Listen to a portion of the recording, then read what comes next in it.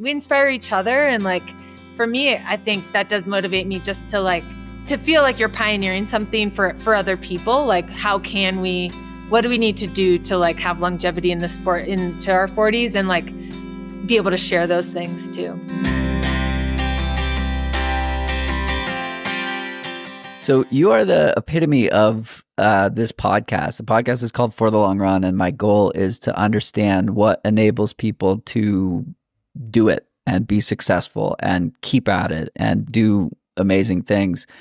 We're going to dive right into it. Like 6 years ago, we had a similar conversation, and you're running professionally now in year 21. Like, how? Yeah, it's actually why I wrote my book, For the Love of the Grind, was kind of like sharing what I could about longevity in the sport. And it's a number of factors. I would say it's like, mental, physical, spiritual, emotional. It's kind of all of those things because the sport is tough for sure at the professional level. Like it's an individual sport. It's just you out there being judged, just your body. And so I think like, and then also it's just hard on your body, right? Just the pounding for so many years and how to, avoid injuries and stuff. So I share a lot of that, like the physical, also like the things that helped me mentally, because I definitely was ready to stop running professionally, like pretty early on in my professional career. Like 2009, I think I was last place at US Nationals in the track and really struggling physically, but also like mentally to really enjoy competing.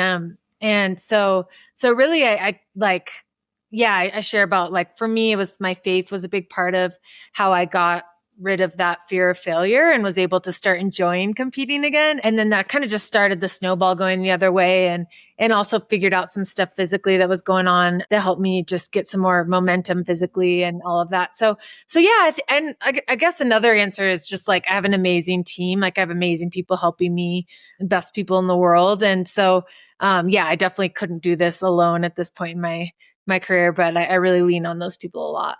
I want to talk about the mental side, the physical side, the spiritual side. Let's start with the mental side. So last in that race in 2009 you've had a handful of fourth place performances, some very strong races that you've done over the years. Like, what is it about continuing to challenge yourself and see what you can do, even when things aren't going as you want?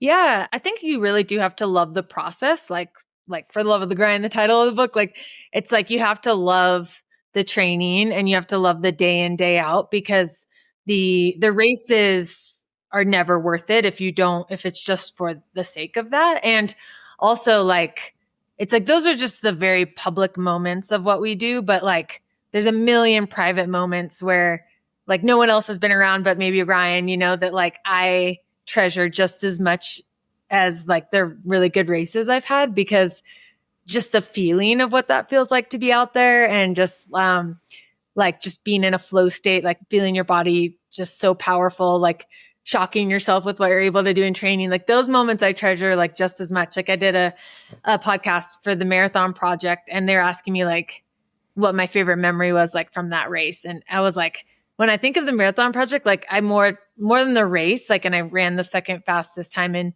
US history that day. But like what I treasure more is like the training, like a couple training moments before that, like were just so fun. And like, it was just like such a breakthrough period for me. So like, I almost like my mind goes to that when you say the Marathon Project. So it's funny, but yeah, I think, when things are not going well, really you have to like, I kind of look at it as an opportunity to just get rid of my ego, because really that's the only thing that's hard about it is like, if that's really all you have to lose is your ego, like to me, that's nothing to lose, because like I'm always trying to work on that anyways. So yeah, I think when you can frame it that way, it helps you handle like the harder races easier. I love what you said about thinking about the small moments that nobody sees except for maybe Ryan and your team. And so like I just went through this really incredible training block that brought me to Crested Butte, where you are today, and like staring down a 40-mile race, like totally unsure of like how I was going to do it. And 2 months earlier, I was injured and not able to run. And standing on that start line, I was like, my goodness, this was like a dream training block. And there were so many fun moments of like doing a 6.5 hour adventure day with a 100-mile and 200-mile champion, Rachel and Trinket, like the moments that I got to experience in the build up to that day, the way that you're sharing it, like it's not just the race day that matters. Like when you can think of it that way, it's super helpful. And I think amateur runners can relate to like setting a, like, we're not out there winning races or aspiring to win races, but like I spent 4 years trying to break 3 hours in the marathon, and people spend, their entire running career trying to break 4 hours, 5 hours, 6 hours, etc. And if your only designation of self-worth is, first place or podium or breaking that time goal, like even when you break it, it's also just a moment, right?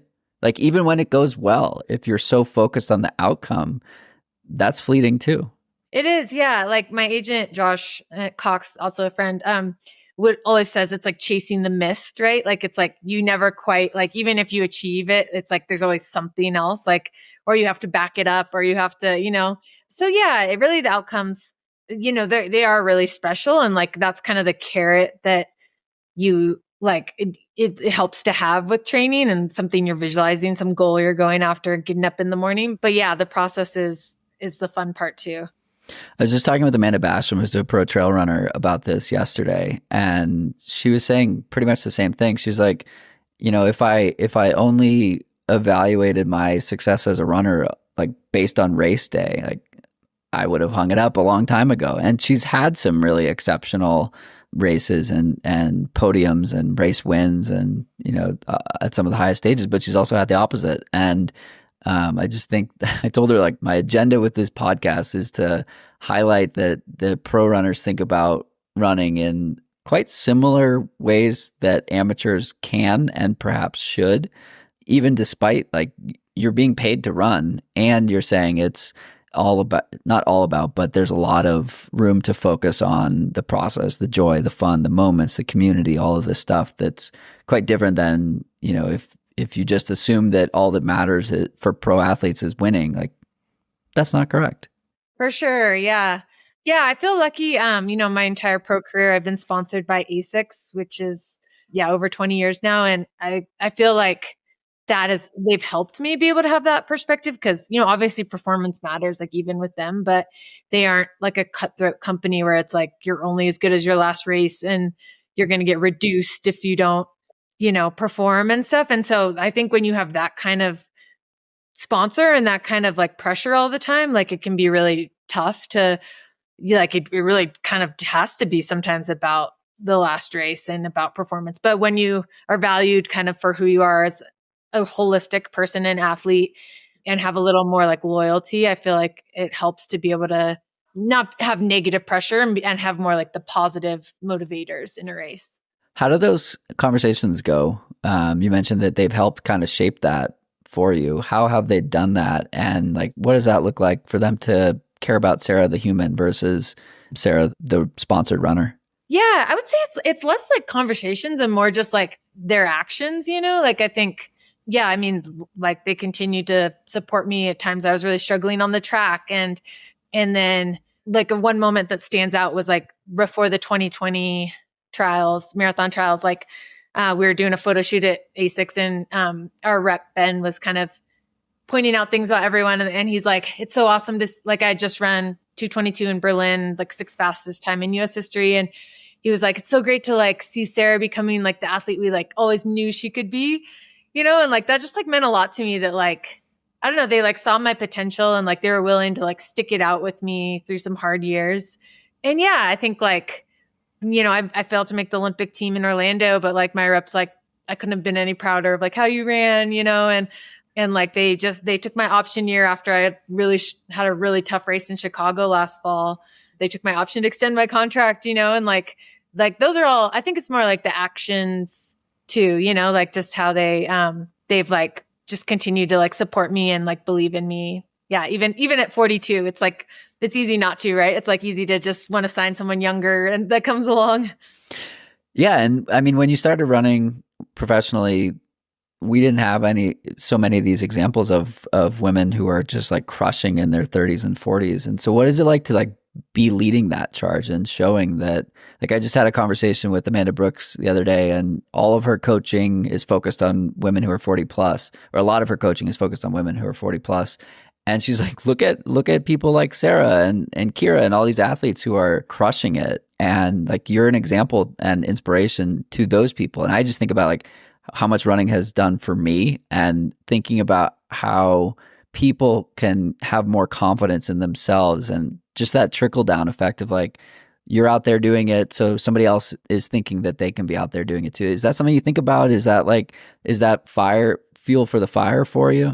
It is. Yeah. I think it's especially you go places like Boston where people are really serious about the sport for their age. And like, they've just communicated to me, like, if you're still trying to like run with the best people in the world, then it makes it feel like my goals, which are not as hard, are still possible for me, and that is cool. It's something that, yeah, I mean, I definitely never imagined doing it at this age. I remember I wrote about this in my book that like Dina Castor would joke about being old when we'd be like in the weight room, and she was like 32. And I was like, yeah, that's so old.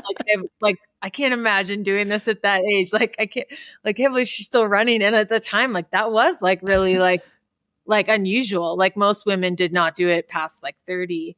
And so now to like, I think to now kind of re-standardize things with some of us Mm-hmm. we're kind of pioneering like like how good can you be? And then we have role models too of like, Edna Kiplagat, like to me, she got third at Boston at 44 years old. And that was like stacked field, like really, really deep. So like that to me meant a lot. And you see like Kipchoge, right? Like he's like 40 plus, right? Like probably hard to know exactly, like, but potentially 44, 45 or something, And so yeah, I think, we inspire each other. And like, for me, I think that does motivate me just to feel like you're pioneering something for other people. Like, what do we need to do to like have longevity in the sport into our 40s and like be able to share those things too? I think a lot of people listening are in that age bracket, and women in their 40s. Like, what do you want to say to them?